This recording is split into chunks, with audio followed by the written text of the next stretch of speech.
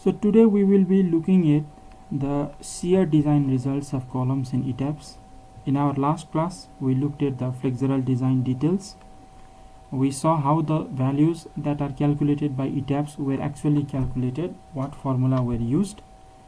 And for today we will see the shear design results of the same column for which we saw the flexural design details.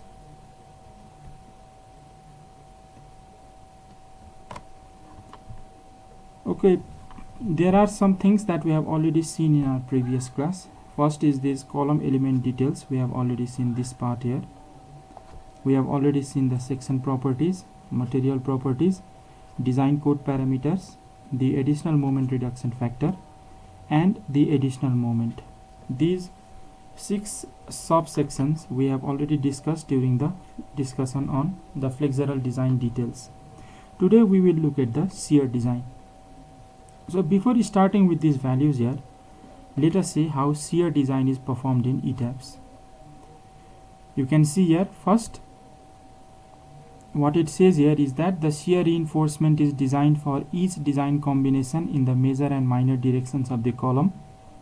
The steps are: first we have to determine, or first the software determines the factored shear forces that is coming onto the section, that is the axial load and the shear force.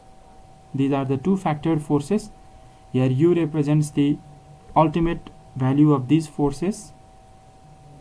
And why do we need this axial load when we are doing the shear design? Because we use this value of axial load to calculate the value of the shear force carried by the concrete.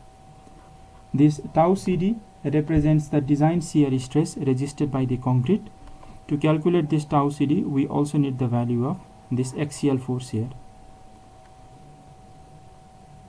So after we know the design forces PU and VU, we calculate the design shear stress resisted by concrete tau CD, and by comparing the value of tau CD with the nominal shear stress and the maximum shear stress is given in IS code. Remember, we are dealing with IS 456 at the Indian code here. We calculate the reinforcement finally.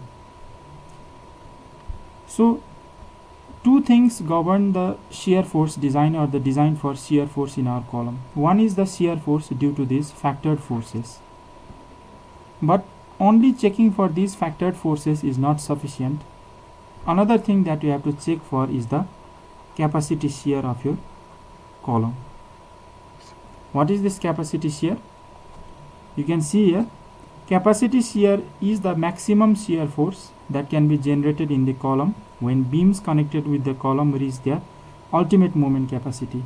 This means if this is the column here, then suppose that two beams are framing into the column from the two opposite faces.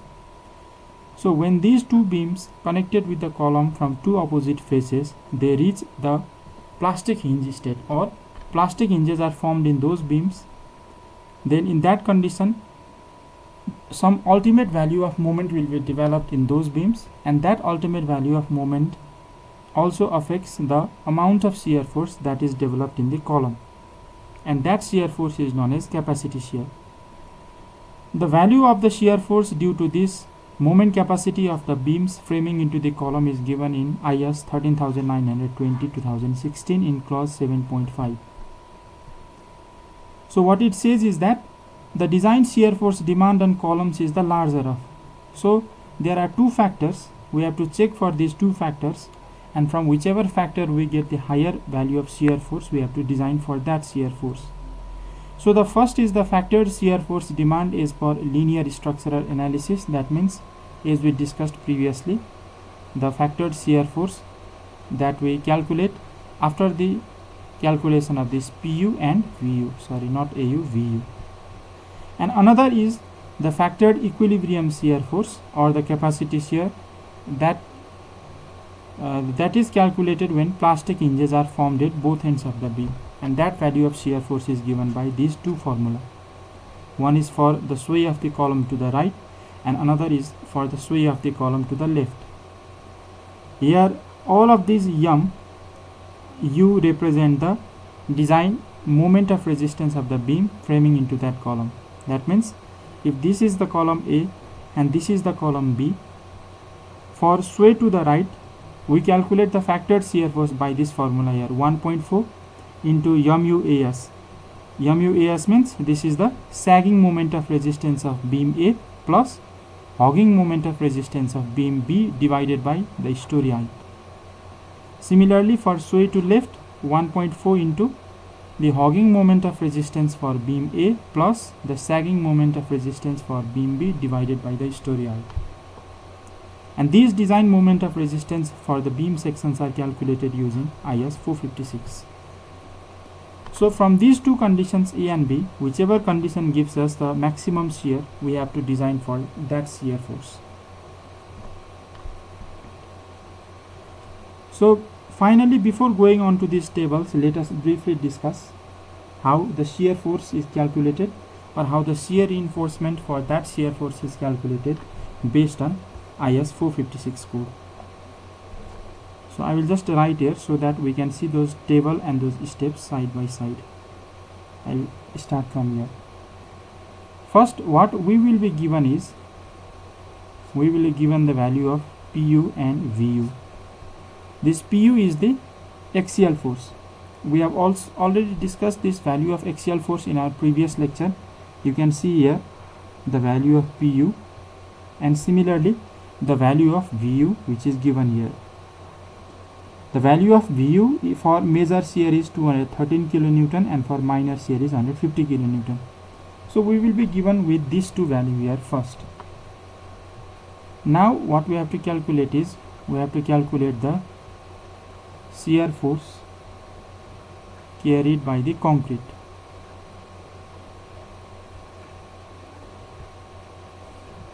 Okay. So what is the value of shear force carried by the concrete? The value is given as, first it is represented by VC, and it is given as the product of tau CD into ACV. This tau CD is the design shear stress resisted by concrete. This is the shear force and this is the shear stress, and ACV is the effective area under shear. Remember, if this is our rectangular column and if this is the direction of shear force, this is the direction of shear force, then this whole area is not effective under shear. So the area that is effective under shear is given as, for example, if this is the stirrup and we have 6 bars here, let us just assume that this is our rectangular column, then the area that is effective under the shear force is this shaded portion only. So let us suppose that this is D dash. D dash means the distance from this edge to the center line of this rebar here, and this is the remaining part, D. And if we suppose that this width is B, then only this area B into D is effective under shear, and this B into D is represented as ACV. So this diagram you can also see in the moment frame manual that is available with installation of ETABS software. You can see this diagram there also. So ACV we can calculate by knowing the dimensions of the column. How do you calculate the value of tau CD? So the value of tau CD is given as K delta tau C. This is given in clause 40.2 of IS code 456.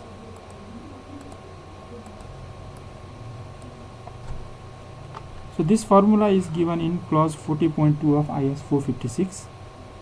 The value of K is generally taken as 1, remember, for columns, whereas the value of delta is given as, there are two conditions. One is 1 plus 3 times PU by AZ into FCK, and this whole value should be less than 1.5. This is given if PU is greater than 0. That means if our element is under compression, then we use this formula. Otherwise the value of delta is taken as 1 if the value of PU is less than 0. That means our element is under tension. Whereas this value of tau C, which is the basic design shear strength for concrete. This is given in table 19 of IS 456.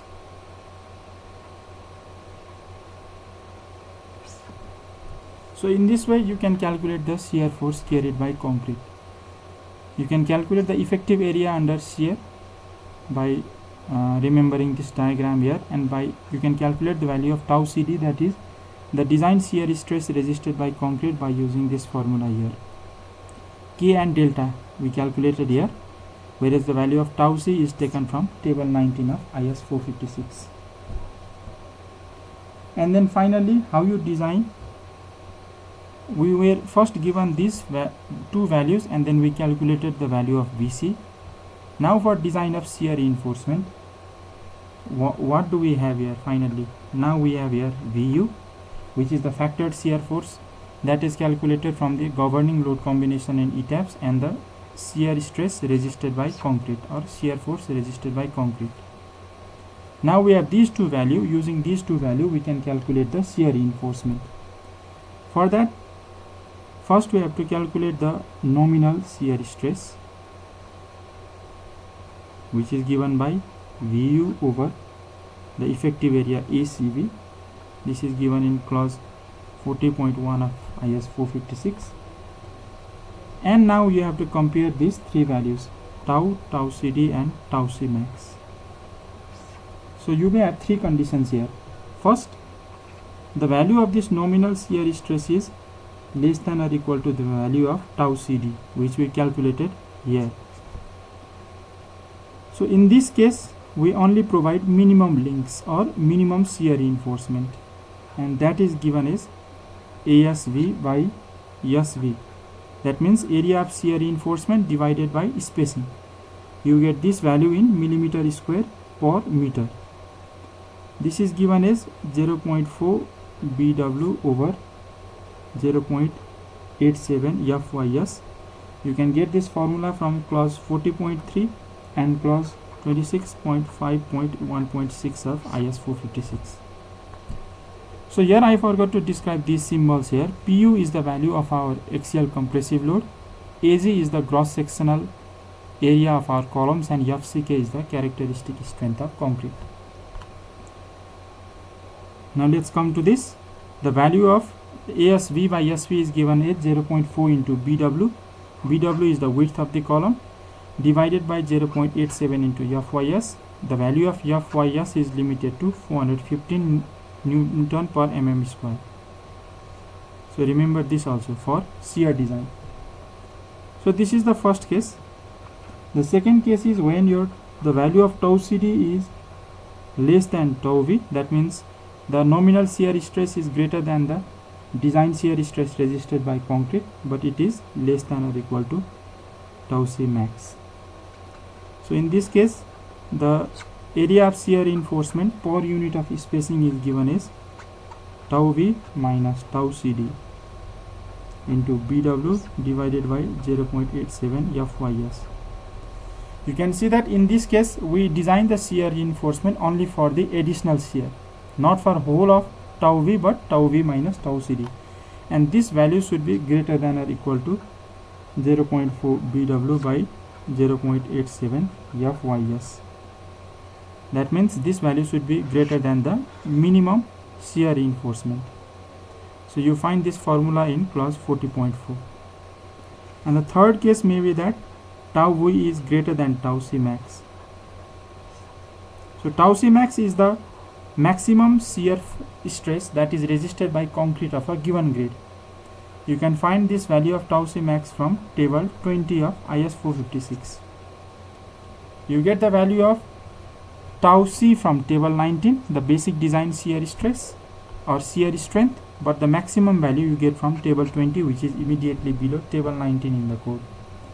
So in the third case, our design will result in an error, and in that case you have to change you have to increase the characteristic strength of concrete. So this is the way to calculate the shear force and the shear reinforcement.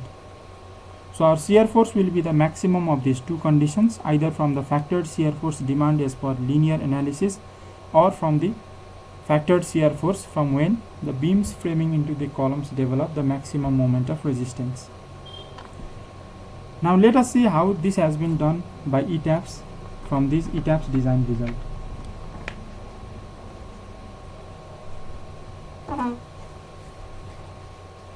So let's see first here.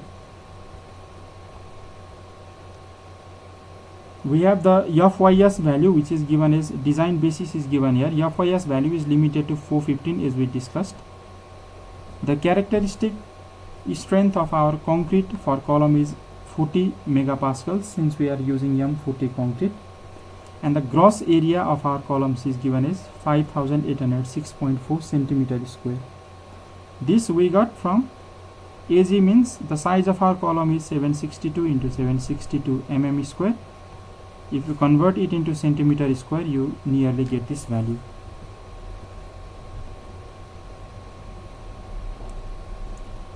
So now concrete shear capacity is calculated here. First let us see here what value of factored shear force have we got from the first condition. That means from shear force calculated from the factored shear force or factored forces in our structure, we get the value of shear force is, for major shear we get 213, whereas for minor shear we get 30.2386. This is from first condition. Whereas from second condition we get the value of major shear is 181 and minor shear is 150. Now if you compare these two conditions, this from design forces and from capacity shear, you see that the value of maximum V2 is 213. So we are designing for 213 kilonewton here, and the value of maximum shear for minor shear is 150. If you compare this 30 with 150, 150 is greater, so we are designing for 150 kilonewton in the minor shear. So in this way we have to design for the maximum value of shear that we get from these two conditions. So now, as we discussed in our steps, what we have to calculate is, first we have to calculate tau CD. To calculate tau CD, we know the formula K delta into tau C. So what is the value of K? We know that the value of K is generally taken as 1. Now the value of delta, as we discussed in our formula here, delta will be 1 plus 3 times PU over AG into FCK for PU greater than 0 and value of 1 for PU less than or equal to 0.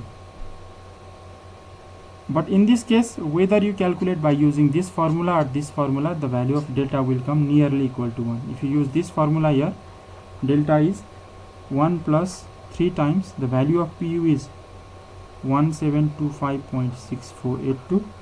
To convert it into Newton, into 10 to the power 3 Newton, divided by the value of gross area is 762 into 762 mm square, and the value of FCK is 40 Newton per mm square. So if you calculate this, you get the value of delta to be 1.00022, which is nearly equal to 1. So the value of delta is also 1 here. Now we got the value of K, we got the value of delta, now we need the value of tau C here. So the value of tau C, if you look in table 19, is dependent on two factors.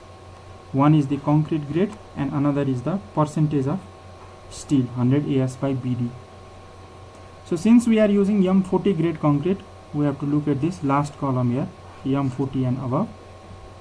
So what is the value of percentage of steel that we have used? 0.822. So we don't have 0.822 here, so we have to interpolate between these two values for 0.75 and 1. That means our design shear strength of concrete tau C will lie between 0.60 and 0.68. If you interpolate using the linear relationship for 0.822, you will get the value of tau C nearly equal to 0.623. You can just use this formula here, y minus y1 is y2 minus y1 over x2 minus x1, x minus x1. So y2 minus y1 is 0.68 minus 0.60, x2 minus x1 is 1 minus 0.75.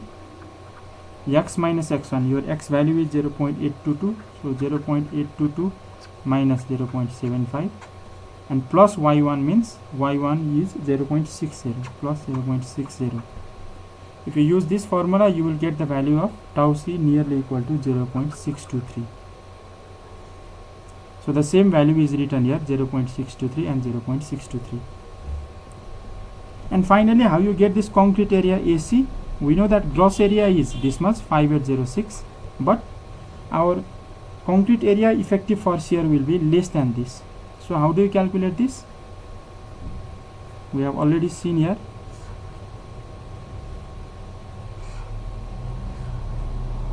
This is the center line of your rebar. Then we know what we have taken. Clear cover is 40 mm. The dimension of our, or the diameter of our stirrup we have taken is 10 mm, and we have taken the longitudinal bar diameter is 25, so 25 by 2 is 12.5 mm. You get this effective cover to be 62.5 mm. We have already seen this in our previous lecture also. So this will be 62.5 mm. Hence the area of our concrete effective in shear will be this value, 762 minus 62.5 into this width of your column, which is again 762. If you do this, you will get in millimeter square, then you can divide by 100 to get it in centimeter square. You get the effective area of concrete nearly equal to this value, 5330.2. Now after calculating all this, finally you can do the shear rebar design.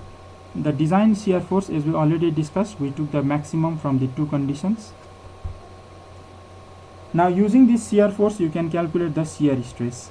So this shear stress in our first case is shear force 213.6601 into 10 to the power 3 Newton divided by the effective concrete area, 533.019. In millimeter square you will get almost this much value. If you do this, you get 0.4. And for minor shear, instead of 213, use this value 150, you will get 0.28.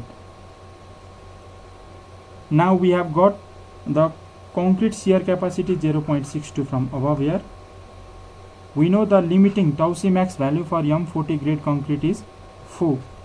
You can get this from table 20 here. Table 20, maximum shear stress for M40 and above, 4. So now once we get this tau, tau CD and tau c max, we discuss three conditions here.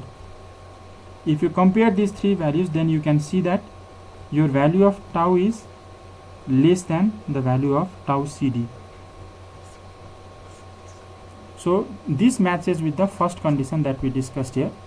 Use this formula to calculate the value of ASV by SV. You get the value of minimum shear reinforcement, which is given as 844.63 millimeter square per meter. And you can convert this value of shear reinforcement by first you can assume the number of legs in your stirrup, and after assuming that, you can calculate the value of area of reinforcement based on that number of legs per meter. And if you multiply it by the total distance, then you get the total number of stirrups also. So this is the way that we perform the shear force design in ETABS. We discussed step by step how these values are got and how these values are calculated by ETABS. So this brings us to the end of our lecture. In our next lecture, we will look at the flexural design result for beams in ETABS. So we'll meet again soon. Thank you.